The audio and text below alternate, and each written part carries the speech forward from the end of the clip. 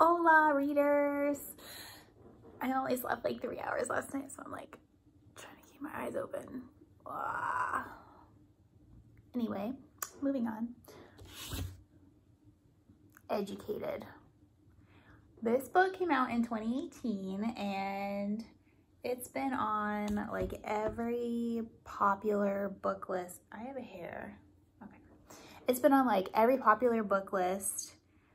I see it everywhere. Instagram, everybody's reading it or has read it. So I finally got around to reading it. I got it for Christmas. This is July, so taking me a minute to get to it, but here we are.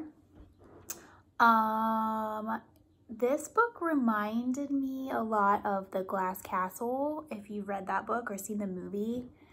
That movie came out 2016 or 2017 with Brie Larson. It's really good, but the book is phenomenal.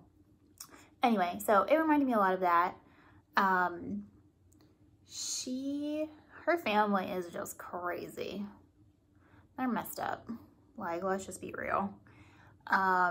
They live in Idaho on a mountain, and they are Mormon, if you know anything about that religion or that group of people.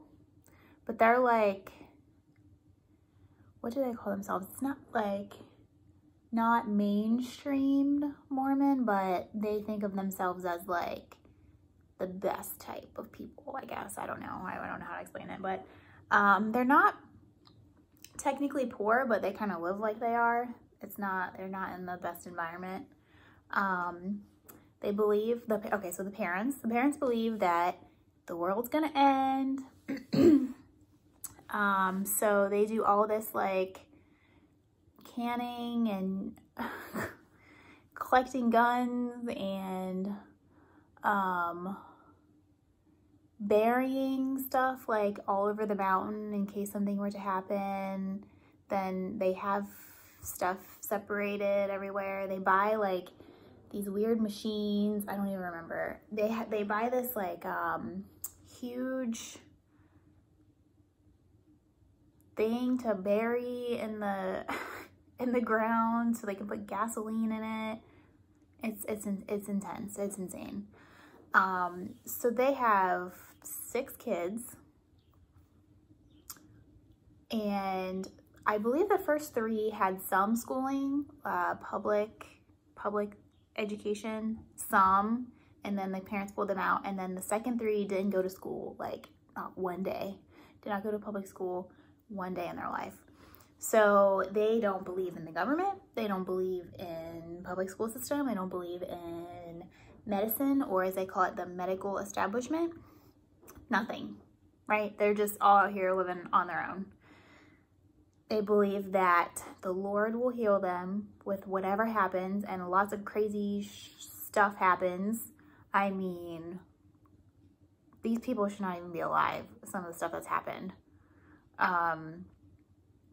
There's been explosions, falling off of things. So the dad and a couple of the kids have like, it's not even a construction business, but they like build some things and do things like that. And instead of having like, oh my gosh, words, the proper machinery, they take the machine that they have and then they work around it. So for example, oh, they also own a scrapyard. So they do a lot of scrapping. So there's one story where Tara, the author, they're like lifting up the big like thing to dump all the scrap in, and her dad tells her to get in that thing, and she's like, but if something happens, I'm gonna fall right into the scrap pile, and she ends up getting like pretty hurt. Crazy. I mean, just like, what is wrong with you people? Like stories like that. 2 of the brothers should not even be alive because there's been like car accidents and motorcycle accidents and catching on fire. Like one brother got seriously burned, and then the dad got seriously burned, but they don't go to the hospital. They don't believe in doctors. So mom takes care of them with her essential oils because that's what they believe in. And of course, the Lord will heal them all. Yeah. So things like that. They're just insane. There is some mental illness. Dad has undiagnosed bipolar disorder, so that explains some of it.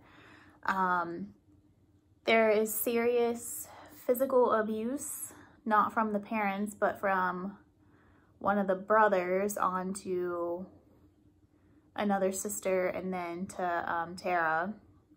So there's some stories about that. But she doesn't come out and say that it's physical abuse. It's just kind of like, oh, they didn't know that like that was the thing. So then Tara ends up wanting to go to college because 2 of her other brothers got out and went to college. So not one day has she been in public school, right?